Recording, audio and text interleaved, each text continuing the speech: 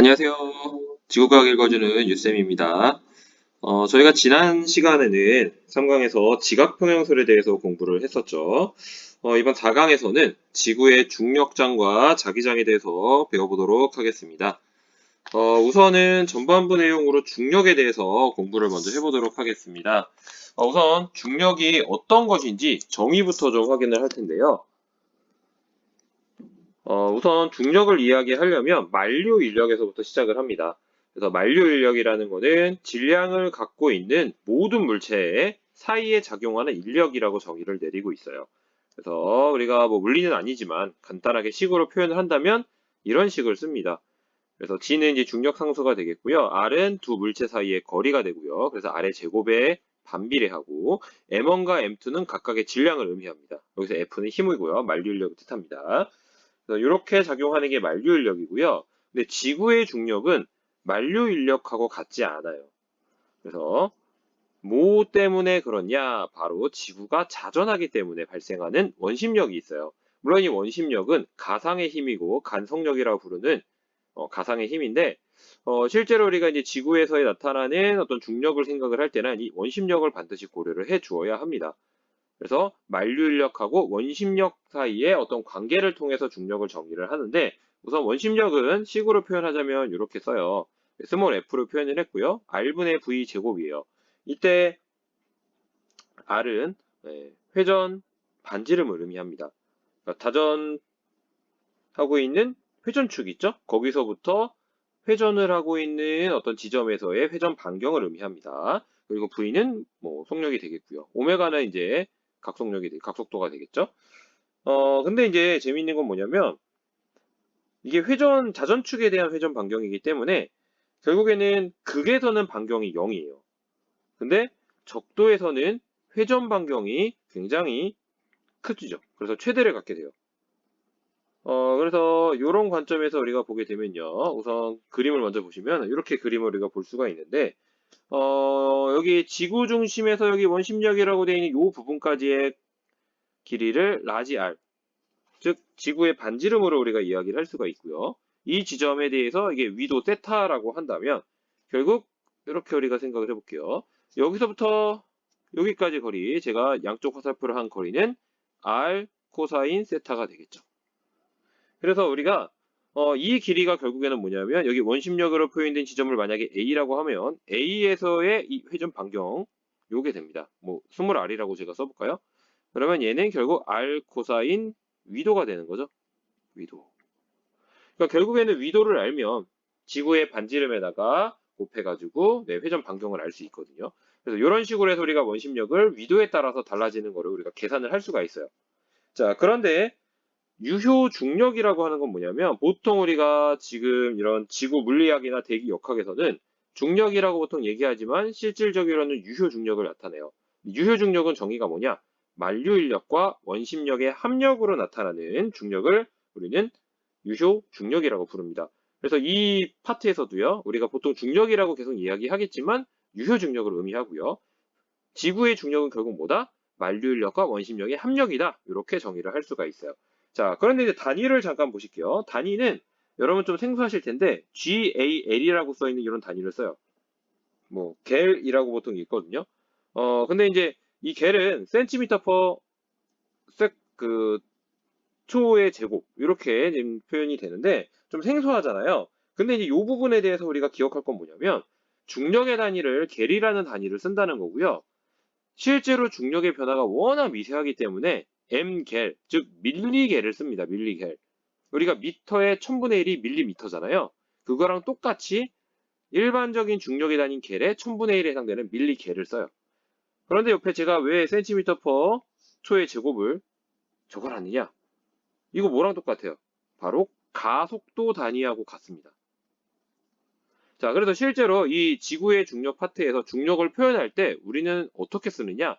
가속도 단위로 표현을 쓰는 거예요. 그럼 실제로 힘은 원래 뭐죠? 가속도에다가 뭘 곱해요? 질량을 곱해야 돼요. 그런데도 왜 우리는 가속도 단위로 중력을 표현을 하냐?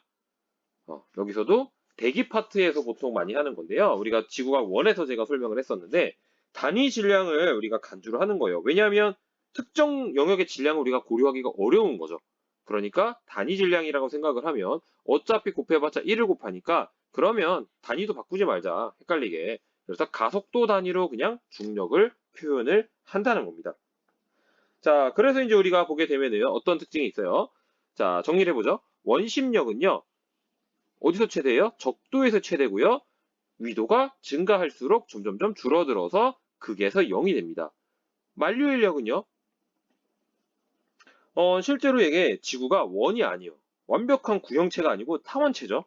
그래서 적도 반지름이 약 6,378km고요. 극 반지름이 6,357km입니다. 크게 차이는 안 나지만 누가 더 크다? 적도 반지름이 커요. 그러니까 거리가 멀어지니까 적도에서 만류인력이 최소가 됩니다. 그러니까 두 가지 요인을 고려를 하게 되는 거죠. 그러면 두 가지 요인을 고려해서 계산을 해보면 유효 중력의 크기는 극에서 적도로 갈수록 감소합니다. 자, 그 경향을 한번 보죠. 자, 이렇게 나타나요. 자, 여기 보시는 것처럼 만류인력과 원심력의 합력으로서 이렇게 중력이 표현이 된다라는 거고요. 아까 제가 마지막에 결론을 낸 것처럼 위도가 증가할수록 원심력의 크기는 줄어들고요. 원심력은 반드시 극에서는 0을 가져야 됩니다. 그리고 적도에서 최대치를 갖죠. 반대로 만류인력은요. 적도에서 최소죠. 반지름이 제일 크니까. 그 다음에 극으로 가면 가장 커집니다. 그래서 이 두 가지 합력의 값들을 계산을 해보면 대략적인 경향을 이렇게 그래프로 표현을 한 건데 적도에서 극으로 갈수록 중력이 커진다라는 경향을 갖게 된다는 거죠. 그래서 실제로 중력은요. 다른 변수를 다 제거해도요. 위도에 따라서 값이 미세하지만 달라집니다. 자, 어떻게 달라지는지를 보시면 중력 가속도 이게 최종적인 값이죠. 적도에서 이 정도 값을 가졌어요. 그런데 극에서는 이 값을 갖습니다. 뭐 단위를 생략하고 제가 말씀을 드리면 978이었고 983.2 굉장히 적은 차이로 보여지는데 어쨌든 극으로 갈수록 중력 가속도가 증가하고 있다는 거예요. 그리고 나머지는 제가 앞에서 설명한 것처럼 반지름은 극으로 갈수록 줄어들고 자전축거리 줄어들었죠? 자전축거리가 줄어드니까 결국에는 원심력 가속도 줄어드는 거고요. 만류인력 가속도는 지구 반지름이 극으로 갈수록 감소하니까 오히려 증가하게 되는 거고요. 다음에 재미있는 거는 극에서는 자전축거리가 0이기 때문에 원심력이 0이다. 이런 경향들을 여러분들이 확인을 해 보시면 되겠습니다. 그러면 이제 이런 개념을 갖고 실제로 중력을 어떻게 측정하느냐? 일단 절대적인 중력의 크기를 재는 방법이 두 가지가 있어요. 근데 이 방법은 제가 간략하게 소개만 하고 넘어갑니다. 왜냐하면 너무 식이 물리스럽죠. 제가 이제 물리스럽다고 하는 건 뭐냐면 사실 지구과학에 있는 교과서에서는요. 이 단진자를 이용하고 자유낙하를 이용한다는 어떤 방법만 소개가 돼 있지 실제로 이것을 이용해서 절대중력을 계산하는 게 목적이 아니에요. 그러니까 여기서도 이렇게 이용하는구나라고만 확인하고 넘어가겠습니다. 이 식은 모르셔도 됩니다. 만약에 필요하다면 또 보충 자료로서 이런 거를 제시를 하고 문제가 나올 거예요. 자, 단진자를 이용하면요. 이 t가 주기예요, 주기. 주기는 2파이에다가 루트 g분의 L. g는 중력 가속도, L은 이 진자의 길이입니다. 이런 관계식이 있어서 식을 그냥 정리하면 이렇게 나오죠. 그러면 요거는 원래 주어진 이 진자에 주어진 세팅할 때의 값이고요. 이건 측정 값이죠. 그래서 이걸 통해서 중력 가속도를 얻는다. 이렇게 측정을 하는 거고요. 혹은 자유낙하를 이용을 해요. 자유낙하를 하면요. 초기의 속도가 0이기 때문에 이렇게 우리가 식을 쓸 수가 있는데 요걸 이용하게 되면은 이항을 시키면 이렇게 되죠. 그럼 마찬가지로 여기에서 나타나는 기호가 좀 달라졌죠. 여기 S라고 써 있는데 S라고 써 있는 게 요게 되겠죠. 이동 거리니까. 이렇게 봐야겠습니다. 그래서 시간을 측정하면 되는 거고 S는 높이 처음에 세팅할 때 나오는 거니까 마찬가지로 실험을 통해서 계산해서 얻을 수 있다. 이게 절대적으로 중력을 재는 방법이고요. 상대 중력 측정도 있어요. 근데 이것도 사실은 절대적인 중력값을 알고 있는 지점이 필요합니다. 그리고 절대적인 중력값을 모르는 어떤 지점이 있는데 얘가 절대 중력을 알고 있는 지점과 내가 측정하고 싶은 지점과의 상대적인 중력 차이를 알고 있는 거예요. 근데 이거를 중력계를 측정해서 측정을 하는 거죠. 그러니까 실제로 실험을 통해서 측정하는 건 뭐다? 상대적인 중력 차이만 재는 거예요. 그래서 여기 그림에서 보면은 뭐 여기가 A 지점이고 여기가 B라고 치면 A에서 그러니까 요 지점에서 작용하고 있는 정확하게 표현하면은 기호를 여기다 쳐야겠네요. 여기가 A 지점이고 여기가 뭐 B 지점이다라고 하면 A 지점에 작용하고 있는 절대적인 중력값을 알고 있는 거예요. 근데 B 지점에 작용하는 값을 모르는데 똑같이 세팅해 놨을 때 용수철 저울이 늘어나는 정도를 측정을 하면 이 늘어나는 정도를 환산을 하면 어느 정도 중력이 갖고 있는지, 중력의 값이 있는지 이런 것들을 우리가 계산을 통해서 추정할 수 있다라는 겁니다. 자, 그럼 오늘날에는 어떻게 하느냐면 사실은 위성을 통해서 중력을 재고 있어요. 그래서 그거를 뭐 소개하는 건데 뭐 여기선 중요한 건 아니니까 넘어가겠습니다. 그래서 위성을 통해서 아래 보이는 것처럼 실제로 중력을 측정한 다음에 모델을 만들어요. 그래서 이걸 통해서 뭐 지구 내부 구조도 연구를 하고 있고요. 해수면 변동을 측정해서 뭐 해양 순환도 연구하고 있고요. 그다음에 뭐 지하수하고 강의 수량을 측정해서 연구에도 활용을 하고 있습니다. 하지만 우리가 여기서 위성 측정을 통해서 보는 건 뭐다? 네, 중력 이상을 측정하는 데 쓴다라는 거예요. 자, 그러면 한번 우리가 어떻게 중력을 측정을 해서 지구 내부에 대해서 알아낼 수 있는지에 대해서 한번 소개를 해보도록 하겠습니다. 그래서 그거를 계산을 하려면 우리는 중력 이상이라는 걸 측정을 해야 돼요. 근데 중력 이상을 측정하기 위해서는 우리가 교과서에 있는 대로 먼저 설명을 드리면 어떤 공식을 따릅니다. 자, 그 공식에 들어가는 기본적인 개념부터 우리가 확인을 해볼게요. 우선 표준 중력이라는 게 있어요. 자, 표준 중력은요. 아주 단순하게 표현하면 뭐다? 이론적인 값입니다. 그러니까 이론 값이에요. 자, 근데 이 이론 값을 측정을 할 때, 계산을 할 때 어떻게 하냐면 지구 내부가 완전히 균일하고요. 표면도 매끄럽고요. 적도 반지름이 극반지름보다 조금 더 긴 이상적인 타원체. 그러니까 완벽하게 구형체가 아닌 거는 들어가 있어요. 그러니까 타원체다. 적도 반지름이 좀 더 크다. 이건 있어요. 근데 실제와 다른 건 뭐다? 내부 밀도가 완벽하게 균일하고요. 표면도 완벽하게 매끄러워요. 고도 차이가 없다는 얘기예요. 이렇게 가정했을 때 만류인력과 원심력의 합력으로만 계산한 이론적인 값을 우리는 표준 중력이라고 합니다. 자, 그래서 여기 식이 나와 있는데요. 근데 이 식은 사실은 크게 의미를 갖고 있지 않아요. 왜냐하면 이게 이론 값이다 보니까 학자들이 자기만의 식을 만들어서 주장하는 숫자가 다 다릅니다. 그래서 여기 있는 숫자 굉장히 복잡한데 이 숫자 절대 볼 필요 없고요. 근데 이걸 왜 집어넣느냐? 제가 요거는 이야기해야 돼서. 자, 표준 중력, 즉 이론적인 중력 값은 뭐에 의해서 결정이 된다? 여기 있는 요 뭐죠? 바로 관측 지점의 위도에 의해서만 결정이 되는 값입니다. 그래서 이거를 우리는 이론값이라고 이야기할 수 있는 거예요. 그래서 기본적으로 중력 이상을 측정을 하려면 그 지점의 표준 중력값을 알아야 됩니다. 근데 이 표준 중력값은 위도에 의해서만 결정이 된다라는 거예요. 그리고 기본적으로 우리가 아까 앞에서 얘기했던 대로 어떻죠? 중력은 위도가 증가하면 증가할수록 어떻게 된다? 값이 커지게 되어 있습니다. 그래서 그 부분을 우리가 기억해 주시면 되고요. 그 다음에 이제 필요한 게 실측 중력이에요. 실측 중력은 뭐다? 측정값입니다. 측정값. 그러니까 이론값과 측정값을 우리가 이용한다는 거예요. 중력 이상을 잴 때. 그래서 실측 중력은요. 당연히 실제 지구 측정한 거니까 이상적 타원체면 아니죠. 그 다음에 측정 지점이 어디냐에 따라서 측정 지점마다 고도가 달라요. 그 다음에 내부 물질의 밀도 분포도 다 다릅니다. 그러니까 실측 중력과 표준 중력의 값은 다른 거예요. 그래서 요거를 통해서 우리는 뭘 알 수 있냐면은 실측 중력과 표준 중력 사이의 값의 차이를 이용하는데 이걸 우리는 중력 이상이라고 부릅니다.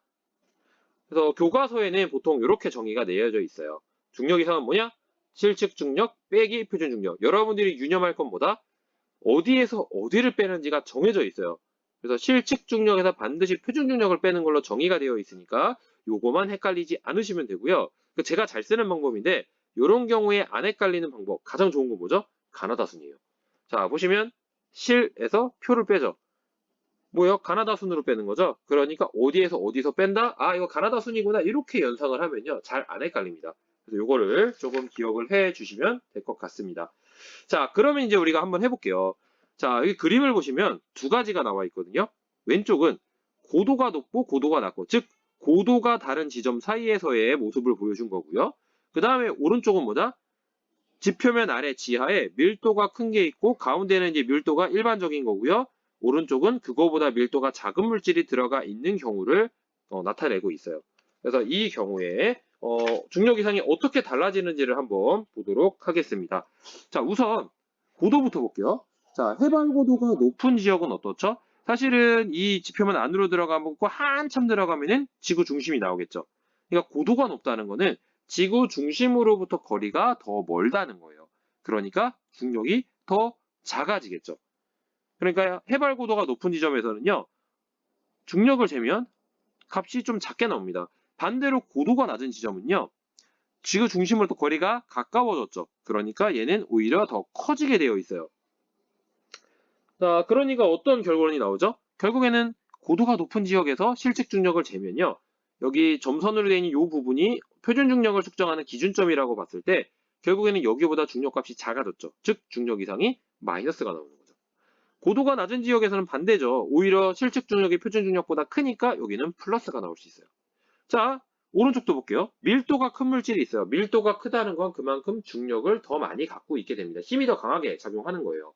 그러니까 여기는 이 중간을 기준이라고 잡았을 때 실측 중력 값이 더 큽니다. 그러니까 여기도 중력 이상이 플러스가 되는 거죠. 자, 여기 이제 제가 한번 이렇게 표시를 해볼게요. 그 다음에 밀도가 작을 때는 오히려 일반적인 경우보다 중력이 작아져요. 그러니까 실측 중력이 줄어듭니다. 그래서 이런 결론이 나오게 되는 거죠. 그래서 정리를 해보면 이렇게 결론이 나와요. 중력 이상이 플러스가 나왔다는 것은 해발 고도가 낮거나 혹은 밀도가 큰 물질이 지하에 있는 경우로 나옵니다. 그 다음에 중력 이상이 마이너스다. 자, 해발 고도가 높거나 혹은 지하 물질의 밀도가 작은 경우, 이런 경우에 중력 이상이 마이너스가 나온다. 이렇게 우리는 결론을 지을 수 있는 거죠. 자, 이게 저희 교과서에서 이야기하는 중력 이상이에요. 자, 그러나 이거는 상당히 많이 부족합니다. 왜냐하면요, 여기 보시면 알겠죠? 만약에 내가 어느 지점에서 중력을 측정했고요, 표준 중력을 얻었어요. 그럼 빼면 중력 이상이 나왔죠. 그럼 우리가 이걸 하는 이유가 아까 뭐라고 했냐면은 지구 내부의 어떤 구조를 파악하기 위해서 중력 이상을 쓴다고 그랬단 말이에요. 자, 근데 만약에 중력 이상을 내가 플러스인 값을 얻었어요. 어느 지점에서. 그럼 결론을 내야 되죠. 근데 보세요. 결론이 어떻게 나와요? 두 개가 있어요. 해발 고도가 낮거나 지하물질 밀도가 크거나. 결론이 안 나는 거죠, 결국. 그러니까 사실은 중력 이상은 이렇게 재지 않습니다. 기본적인 개념이 틀린 건 아닌데 이걸로는 부족하다는 거예요. 그러니까 실제 중력 이상을 측정하는 목적은 지구 내부를 탐사하기 위한 거기 때문에 중력 값에 영향을 주는데 다른 요소들, 어떤 다른 요소들? 지하 물질의 어떤 밀도 차이에 의해서 생기는 요인 외에 다른 요인들은 모두 제거를 해줘야 됩니다. 그러니까 지점마다 다르지만 그 다른 것들을 보정을 해준 후에 중력 이상을 쟀을 때 그게 플러스다? 그러면 지하 물질의 밀도가 큰 곳이다라는 결론이 나올 수 있는 거예요. 그러니까 이렇게만 하면 굉장히 부족한 거죠. 그래서 우리가 한번 조금 더 앞으로 나아가서 한번 확인을 해보겠습니다. 물론 여기 있는 내용들은 아주 자세하게는 모르셔도 될 수 있어요. 왜냐하면 지금 현재 교육과정에서는 여기까지 요구를 하지를 않고 있어요. 중력 이상이 뭐냐? 그리고 그 결과물 가지고 해석만 나오기 때문에 하지만 우리가 이해를 돕기 위해서 요거를 보겠습니다. 자, 이 그림에서 A하고 B 지점이 있는데 B 지점이 A 지점보다 훨씬 더 고도가 지금 높아요. 그러면 여기에서 영향을 주는 요인이 뭐냐라고 하면 두 가지가 있는 거죠. 뭐냐면 여기서부터 여기까지 높이가 높은 고도 효과가 있고요. 그 다음에 여기 제가 색깔을 다르게 해서 넣어볼게요. 이렇게 색칠을 해보면 여기 산이 있는 거죠. 산은 흙이에요. 즉 여기도 물질이죠. 질량을 갖고 있습니다. 그러니까 이것에 의해서 질량 효과가 들어가는 거예요. 그러니까 결국 B 지점은요. 기준면에 대해서 얘기했을 때 고도 효과에 의해서 거리가 멀어지니까 중력이 감소하는 효과가 생기는 거고요. 그 밑에 물질이 있기 때문에 중력이 증가하는 효과, 질량 효과가 있는 거죠. 그러니까 두 가지가 모두 작용을 하고 있는 거예요. 그러니까 이 두 가지를 모두 제거를 해줘야지만 중력 이상을 쟀을 때 지표면 아래 무엇이 있다라는 것을 이야기할 수 있다는 거죠. 그러니까 고도 효과하고 질량 효과보다 지표면, 즉 해수면보다 위에 있는 것에 대한 효과를 나타내는 거고 그걸 보정해야 하는 겁니다. 자, A, B, C 위치가 있습니다. 그러면 고도에 의한 영향을 좀 생각을 해보면 A는요, 기준면보다 높으니까 중력이 감소했고요. 그 다음에 C 지점은 중력이 증가했죠. 반대로 질량에 의해서는 A 지점에는 여기 질량체가 있으니까 중력이 증가했고 C 지점은 기준에 대해서 이만큼 물질이 없으니까 중력이 감소했다는 거예요. 그래서 결국에는 어떻게 하면 된다? 이 기준을 가지고 보면은 자, A 지점 고도에 의한 영향력 어떤 변화량을 구하면 그만큼 중력이 줄어든 거니까 그 줄어든 만큼을 더해줘야 되는 거고요. 그 다음에 질량에 의해서는 중력이 커지는 셈이니까 그 변화량을 빼줘야 되는 거죠. 그게 보정입니다. 하지만 이제 지금 교육 과정에서 실제 보정을 시키진 않아요. 그러니까 우리가 중력 이상은 원래는 이렇게 써야 되는 겁니다. 보정 중력에서 표준 중력을 빼준 거죠. 보정 중력이라고 제가 이제 임의로 표현을 한 건데 이건 뭐냐? 실측 중력에서 고도와 질량에 대한 효과를 보정한 값이에요. 그래서 이렇게 해야지만 사실은 엄밀한 의미의 우리가 중력 이상을 재는 겁니다. 자, 그러니까 이제 우리가 이걸 볼게요. 자, 안데스 산맥이고요. 이 왼편을 보면은 중력 이상이 플러스고 이 안데스 산맥이라고 써 있는 부분은 중력 이상이 마이너스라고 써 있는데 중력 이상이 플러스인 지점을 봤더니 아래 뭐가 있냐면 해양 지각이에요.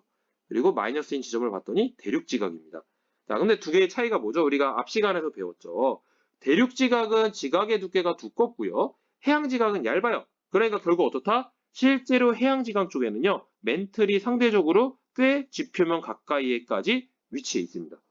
반면에 대륙 지각은 두꺼우니까 그 깊이까지 대륙 지각으로 채워져 있어요. 그런데 기본적으로 멘틀이 지각보다 밀도가 크죠. 그러면 우리가 지금 배웠던 개념대로 가면 어떻게 돼요? 그렇죠. 이걸 지우고 보면요. 실제로 여기 해양 지각 아래에는요. 밀도가 큰 물질이 이만큼이나 들어있는 거죠. 그러니까 밀도가 크다? 그럼 어떻게 돼요? 중력 이상이 플러스로 나오는 거예요. 반면에 여기 안데스 산맥이라고 되어 있는 부분은 대륙 지각이 워낙 두꺼우니까 일반적인 경우보다 대륙 지각이 두껍다 보니까 여기 지하 부분에 밀도가 작은 것들이 들어가 있는 거죠. 그러니까 얘가 마이너스로 나오게 된다. 그러니까 우리는 해석만 할 수 있으면 됩니다. 중력 이상을 실제로 구하게 시키지 않아요. 그래서 교과서에서 빠져 있지만 제가 이 설명을 드린 이유는 이해를 돕기 위한 거예요. 왜냐면 우리가 중력 이상 값을 가지고 해석은 하기 때문에. 자, 그래서 결론적으로 우리가 이미 모두 특정을 해놨어요. 자, 보시면 전 세계 중력 이상 값이에요. 자, 저기 회색깔로 되어 있는 게 플러스 큰 거죠. 다 어디예요? 네, 바다죠. 해양 지각입니다. 해양 지각.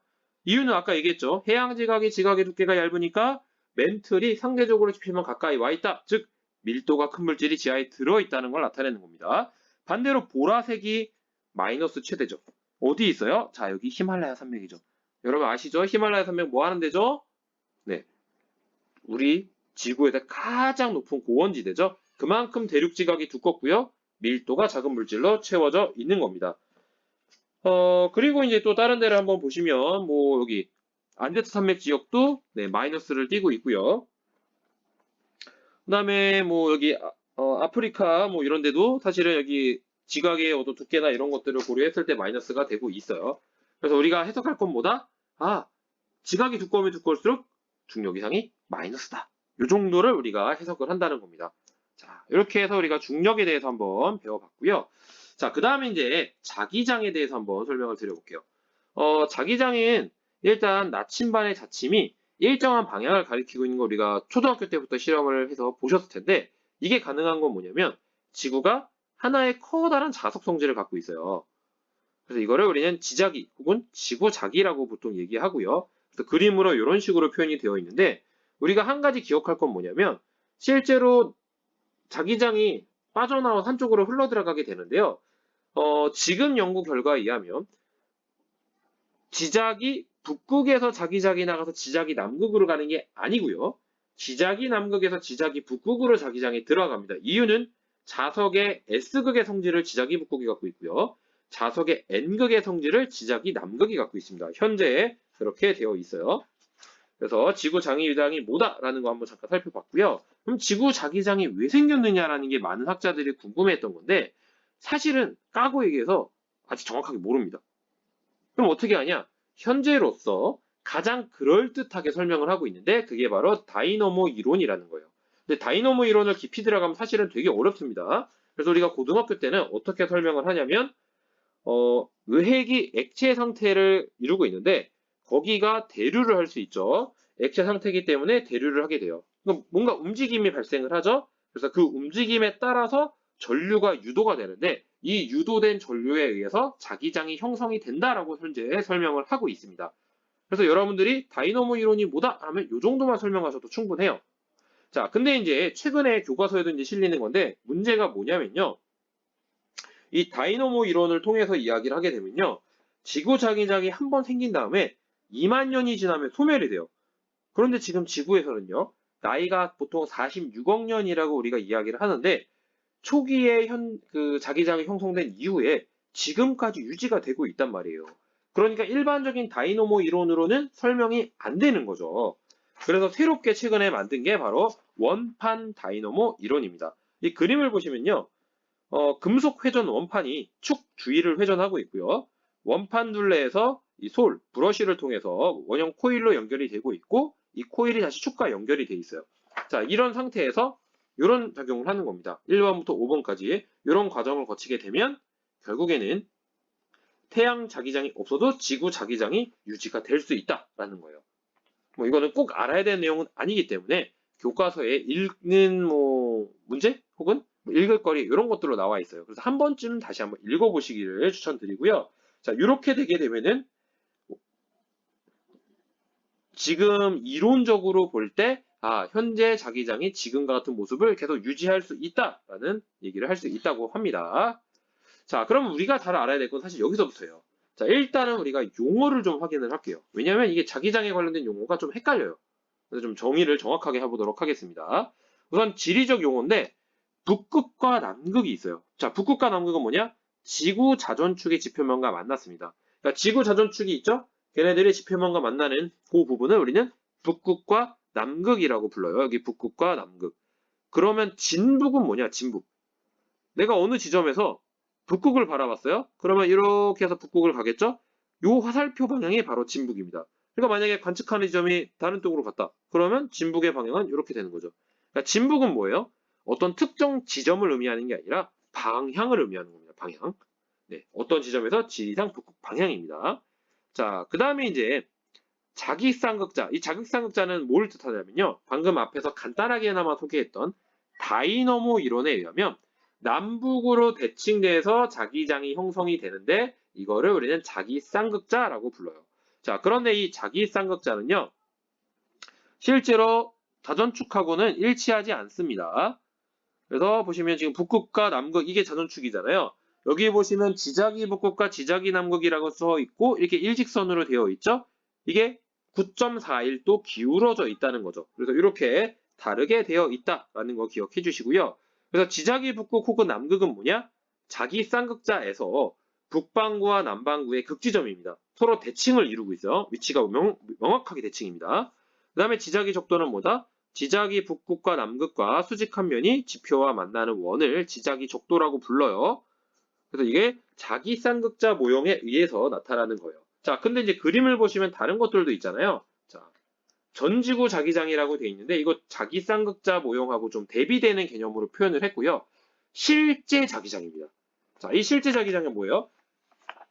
자기 쌍극자 모형은요, 사실은 다이너모 이론으로 설명을 하는데 이게 완벽하게 남북대칭이거든요. 근데 실제 자기장과는 사실은 달라요. 왜냐면 이건 굉장히 이론적인 접근이기 때문에 실제와 다르거든요. 그래서 지자기 북극과 지자기 남극도 이론적인 어떤 접근에서의 방향이에요. 위치입니다. 지자기 북극과 지자기 남극. 그러면 실제 자기장에 대해서 어떻게 우리가 봐야 되느냐? 우리가 이제 곧 설명을 하겠지만 복각이 플러스 90과 마이너스 90인 지점이 있는데 플러스 90인 지점을 자북극, 마이너스 90인 지점을 자남극이라고 부릅니다. 그래서 얘는 실제 자기장을 기준으로 해요. 그러니까 지자기 북극과 자북극은요, 엄밀하게 따져서는 위치가 다릅니다. 지자기 남극과 자남극도 마찬가지예요.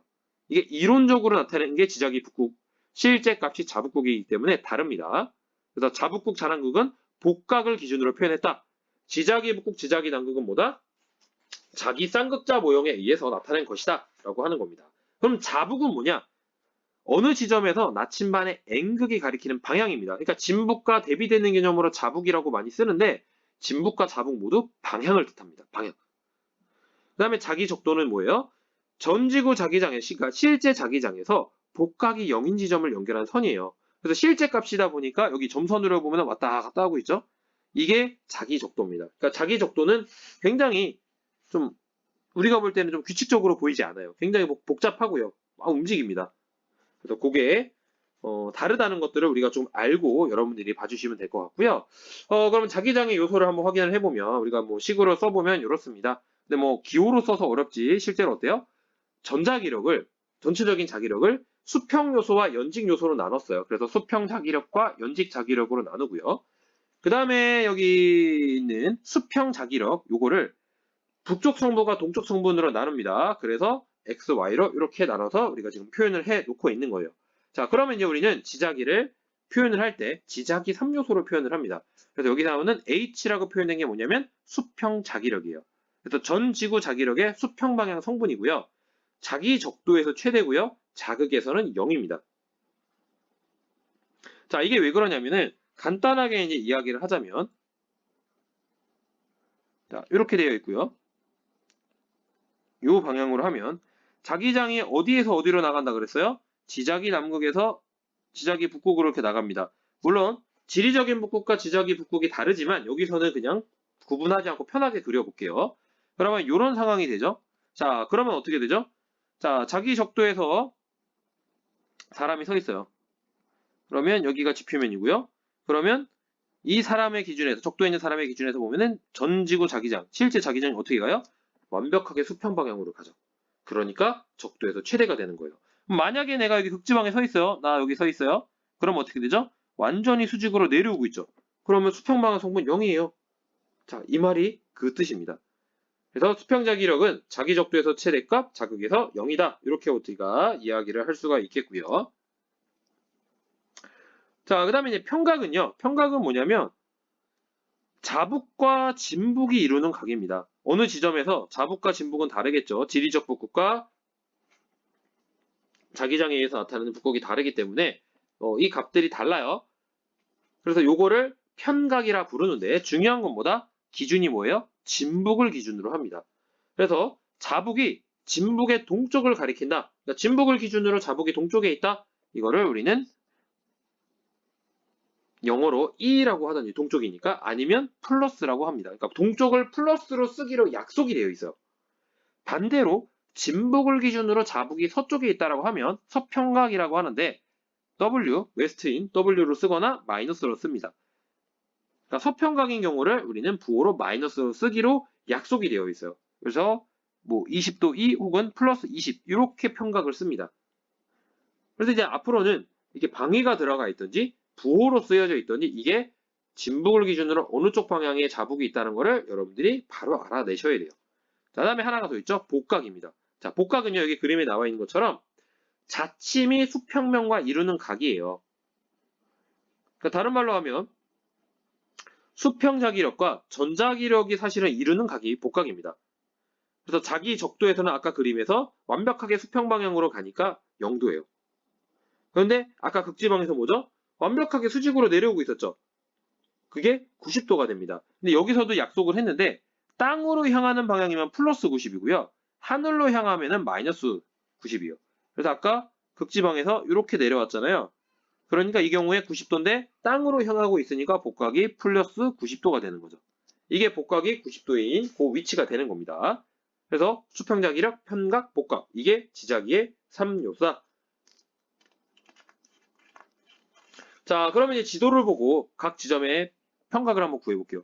자, A 지점을 볼게요. 보면은 지금 자북극하고 지리상의 북극 이렇게 나와 있죠? 그랬을 때 지리상의 북극을 기준으로 한다 그랬잖아요. 그러니까 A 지점은 자북극이 지리상의 북극에 대해서 동쪽으로 13도죠.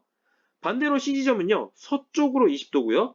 B 지점은 지리상의 북극과 자북극이 같은 방향에 있네요. 그러니까 결론적으로 이렇게 나오는 거죠. A 지점은 13도 E 혹은 플러스 13도다. 이렇게 할 수 있는 거고요. C 지점은 20도 W 혹은 마이너스 20도다 할 수 있고요. B 지점은 0이 됩니다. 이렇게 해서 우리가 평각을 이야기할 수 있는 거고요. 그리고 복각과 위도와의 관계는요. 제가 아까 설명을 이미 드렸죠. 그래서 간단하게 그림을 그렸어요. 아까는 간단하게 그리기 위해서 자북극과 지자기 북극이 다른 거를 구분하지 않고 편하게 그렸죠. 그래서 그걸 통해서 우리가 알 수 있는 건 뭐였다? 자, 여기 보시면 자기 적도는 복각이 0인 지점이고요. 자북극은 복각이 90도인 지점이에요. 그럼 우리가 뭘 할 수 있다? 위도가 증가할수록 복각은 증가한다 라고 이야기할 수 있습니다. 물론 완벽하게 일치하진 않아요. 왜? 지리적인 북극과 자북극이 이만큼 차이가 나기 때문에 안 맞는 경우 생깁니다. 자, 적도 여기 있고 자기 적도 여기 있으니까 이렇게 안 맞는 경우 생기죠. 왜? 적도는 사실은 지금 복각 0도인 지점보다 더 저위도이기 때문에 사실은 마이너스에 해당되는 복각값을 가져요. 그러니까 그냥 단순히 무조건 위도가 커질수록 절대적으로 복각이 무조건 크다. 네, 그럼 틀린 말이죠. 하지만 여기 있는 것처럼 경향이 있다 정도로는 우리가 보통 이야기를 하고 있습니다. 그러니까 이게 잘 안 맞는 부분은 어디다? 극 부분이나 적도 부분에선 잘 맞지 않지만 그 외에 일반적인 위치에서는 전반적으로 위도가 커지면 복각의 절대값이 커지는 경향이 실제로 있습니다. 이거는 쌍극자 모형에서만 가능한 게 아니라 실제 자기장에서도 이런 경향을 가져요. 물론 이제 안 맞는 경우 있어요. 왜냐면 자기장이 단순히 위도에 따라서만 완벽하게 일치하는 건 아니기 때문에. 그래서 그런 데이터 해석은 만약에 이제 문제에 실제 데이터가 나오면 그걸 보고 거기에 맞춰서 해석을 해주시면 되고요. 이런 데이터 없이 우리가 일반적으로 뭐 학교 내신이나 이런 데서 얘기하면은 위도가 증가하면 복각의 절대값이 커지는 경향이 있다라고 하면은 이거는 맞다고 보고 이야기를 해주셔야 되는 겁니다. 아시겠죠? 실제 자기장의 분포가 위도와 완벽하게 나란하진 않지만 이런 경향이 있다라고 말한다고 하는 겁니다. 자, 그러면 우리나라 주변의 평각과 복각의 분포를 간단하게 정리하면 이렇게 되죠. 평각은요, 대략 4도 W에서 10도 W, 즉 우리나라는 서평각지대입니다. 그 다음에 복각은요, 48에서 59도 정도를 가져요. 여기서도 우리가 알 수 있죠? 위도가 올라갈수록 복각이 커지는 경향이 있죠? 그래서 우리가 이런 것들을 한번 데이터가 나오면 한번 읽어볼 수가 있다는 겁니다. 복각은 위도와 거의 나란하고요. 증가하는 경향이 있다. 아까 얘기했습니다. 그리고 이제 요거는 실제 제가 이제 참고하는 사이트에서 갖고 온 거고요. 2020년에 있는 건데 뭐 참고로만 보시면 될 것 같아요. 이게 전 지구 자기력 분포고요. 보시면 이제 숫자만 잠깐 보시면은 어디가 자기장이 가장 센지 이렇게 날 수 있는 거고요. 그다음에 이건 뭐 수평 자기력. 그다음에 이제 이게 평각인데요. 보시면 빨간색으로 되어 있는 게 플러스니까 동평각이고요. 파란색으로 되어 있는 게 서평각입니다. 보시면 사실 대중이 없죠, 잘. 뭐 경도가 같다고 해서 이게 같은 것도 아니고요. 굉장히 복잡합니다, 실제로는. 그리고 이제 복각은요. 참 재밌는 게 뭐냐면 남반구는 조금 예외가 있는데 북반구 보세요. 완벽하게 일치하진 않지만 전체적으로 위도가 증가할수록 복각이 커지는 경향이 있다는 것은 확인이 되죠. 그래서 이렇게 말할 수는 있는 거예요. 경향이 있다. 이렇게 보통 얘기합니다. 자, 그 다음에 이제 지구 자기장은요. 그냥 배우고 끝나면 참 좋은데 얘가 가만히 있질 않아요. 두 가지 변화가 나타나는데 일단 1변화가 있어요. 1변화는요. 하루를 주기로 변합니다. 이 하루가 주기로 변하는 거는 태양의 고도가 변화함에 따라서 지구 대기의 전리층이 영향을 받는 정도가 달라지기 때문에 나타나는 거예요. 그래서 자기장의 크기는 보통 낮이 밤보다 세고요. 여름이 겨울보다 강합니다. 그러니까 1변화가 나타나는 요인은 뭐라고 얘기할 수 있다? 지구 외적인 요인인 거예요. 그러니까 태양에서 오는 플라즈마의 양이나 속도에 의해서도 영향을 받습니다. 그래서 하루에 따라서 이렇게 변하는 거를 우리가 1변화라고 하고요. 이것과 관련해서 자기폭풍이라는 게 있는데 태양 활동이 갑작스럽게 이제 변하면 지구 자기장이 불규칙하게 변하는 거죠. 여기 보시면 그림에서 자기장이 갑자기 이 부분에서 크게 떨어졌죠. 그러면 어떤 변화가 크게 나타날 수 있다. 근데 이 자기폭풍은요. 흑점 극대기에서 자주 발생해요. 그래서 11년 주기하고 굉장히 유사하기 때문에 이 흑점이 올라가 있는 이 부분과 자기폭풍 발생 횟수가 많은 부분이 굉장히 유사하다. 그래서 관련성이 있다는 것들을 우리가 이야기할 수 있고요. 실제로 자기폭풍이 발생하면 뭐 통신장애, 그다음에 뭐 GPS 교란 같은 현상이 일어나고요. 그 다음에 자외선의 지표 도달량이 증가하다 보니까 생태계에도 영향을 받는다라고 우리가 알려져 있습니다. 그 다음에 두 번째, 1변화 말고 또 있는 거는 영년 변화예요. 1변화는 하루를 주기로 변한다 그랬죠? 영년 변화는요. 지구 내부 외핵의 운동이 항상 일정하진 않단 말이에요. 그러니까 오랜 세월에 걸쳐서 서서히 지구 자기장이 조금씩 변합니다. 이건 어떻게 연구를 하느냐? 우리가 지구과학 1에서 아주 자세하게 배웠던 고지자기를 이용해서 연구를 합니다. 그래서 이런 데이터가 나오면은 이게 지금 런던이죠. 런던에서 복각의 변화를 나타낸 건데 지금 이제 여기 50에서 75가 처음 시작이네요. 그러면 시간에 따라서 이렇게 이동을 하죠. 이 초록색 선으로 된 거는 고고학적 자료를 이용한 거고요. 이 보라색이 실제 관측된 자료를 한 거예요. 그러니까 계속해서 변하는 걸 볼 수 있죠. 뭐가 변해요? 복각과 평각이 변한 거죠. 그럼 런던 지점의 복각과 평각이 변했다는 거는요. 네, 계속해서 자기장이 서서히 변해 왔다는 거를 우리가 이야기할 수 있는 겁니다. 근데 실제로 모의고사나 뭐 수능에서도 이런 데이터를 해석하는 문제들이 계속적으로 출제가 되고 있는데 여기에서 이제 간단하게만 보면요. 우리가 뭘 할 수 있느냐? 뭐 이런 얘기 해볼 수 있죠. 런던이 자북국에서 가장 가까웠던 시기는 언제예요? 자북국에서 가까우려면 어떻게 되죠? 네, 바로 복각이 가장 커야 됩니다. 복각이 커야 자북국이 가까운 거죠. 왜? 자북국이 복각이 90도니까. 그러니까 이 데이터에서 가장 복각이 클 때는 아마도 요때가 되겠죠. 1700년 전쯤. 반대로 자북국에서 가장 멀었던 시기가 언제예요? 여기죠. 1275에서 1325년. 이렇게 우리가 이야기해 볼 수도 있어요. 그리고 뭐 평각을 가지고도 이야기할 수 있죠. 뭐 어느 지점에서는 동평각이고 어느 지점에서 서평각이니까 그거에 관련된 진술의 옳고 그름을 따질 수도 있습니다. 그래서 영년 변화 이렇게 해석을 해볼 수 있고요. 그래서 이 모든 것들이 결국에는 자기권과 관련돼 있잖아요. 이 자기권을 소개하자면 지구자기장이 대기 중에 존재하는 대전 입자들의 운동에 의해서 영향을 미치는 공간을 우리는 자기권이라 부르고요. 고도 약 100km 이상입니다. 그래서 태양풍의 영향을 받기 때문에 태양을 향하는 방향은 자기력선이 굉장히 좁고요. 반대는 꼬리 모양처럼 해성의 꼬리처럼 길게 형성이 되어 있어요.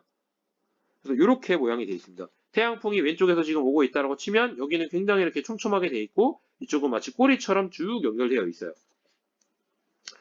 그리고 이제 지구에 있는 벤 앨런대라는 거는요.